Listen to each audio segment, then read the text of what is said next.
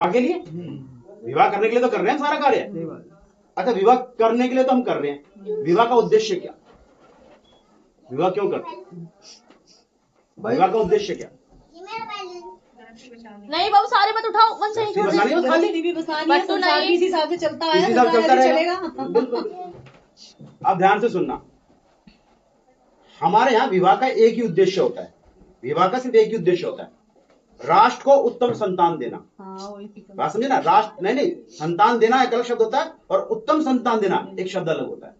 अगर बच्चा उसकी तैयारी नहीं करता और कामुकतावश होकर संतान को पैदा करता है, तो आज जो बच्चे संस्कार विहीन हो रहे हैं, कमजोर हो रहे हैं, बीमार पैदा हो रहे हैं, डॉक्टर के पास घूम रहे हैं, वो इसका कारण यही है कि हमें संस्कार के बारे में प्रॉपर्ली पता नहीं था।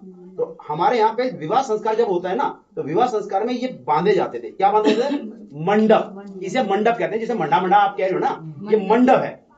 पहले सर्वे से पूरा मंडप बनाया जाता था, देखते थे ना, चारों तरफ बनाया जाता था। उस मंडप के नीचे क्या बनती थी? वेदी बनती थी। वेदी बनती थी, उस वेदी पे फेरे होते थे। किसके यहाँ पे? लड़की वाले के यहाँ पे। लड़के वाले के भी यहाँ पे बनते थे। अच्छा, फेरे तो यहाँ के, लड़के वाले के यहाँ क्या होगा? लड़का वाले तो बांधता है इसको, तो लड़के के यहाँ क्या होगा? इसका तो मैंने आपको बता दिया। तो लड़के के यहाँ पे क्या होगा? उसके यहाँ भी यही बनता है। नहीं, बंधता तो है। तो मैंने आपके यहाँ का तो रीजन बता दिया। इस वेदी के नीचे, इस मंडे के जो छप्पर बांध रहे हैं, छप्पर के नीचे वेदी बनती है, उस वेदी के नीचे फेरे होते हैं। ये वो प्रतीक है। आज भले हम 4 सरकंडे लगा के काम कर रहे हो, लेकिन लड़के के यहाँ जो बंध रही है उसमें क्या होगा वो बताओ। आचार्य जी, मंडप जो होता था वो इससे नहीं होता था, वो केले के जाना पेड़ से होता था। आप केले के पेड़ से बांध रहे ना, जब घर के अंदर आप है ना, जब पापा दादा थे ना आपके, वो इसी में रहते थे, याद रखना।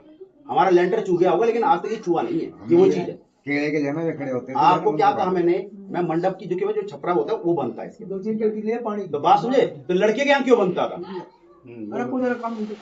लड़के के यहाँ इसलिए बनता था कि वहां पर गर्भाधान संस्कार के कार्य होता था, क्योंकि विवाह संस्कार के बाद तुरंत गर्भाधान संस्कार होता है। तो वो भी उसके यहाँ पे फेरे की जो वेदी बनती थी, उसके यहाँ पे भी छप्पर बंधता था कि उसके नीचे बैठ के वो कार्य होंगे, क्योंकि पहले छप्पर अलग ही बनते थे, यज्ञशाला जिसे कहते थे। बात समझ में आई? तो ये वही यज्ञशाला बनाने का, निर्माण का कार्य हो रहा है। भले ही आज हम वो आर्टिफिशियल फूल लगवा लेते हो, वो कर लेते हो, लेकिन हमारी परंपरा आज भी है।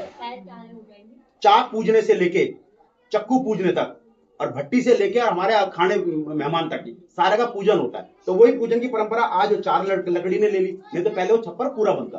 ठीक है जी, बात समझ में आई? सहमत हो?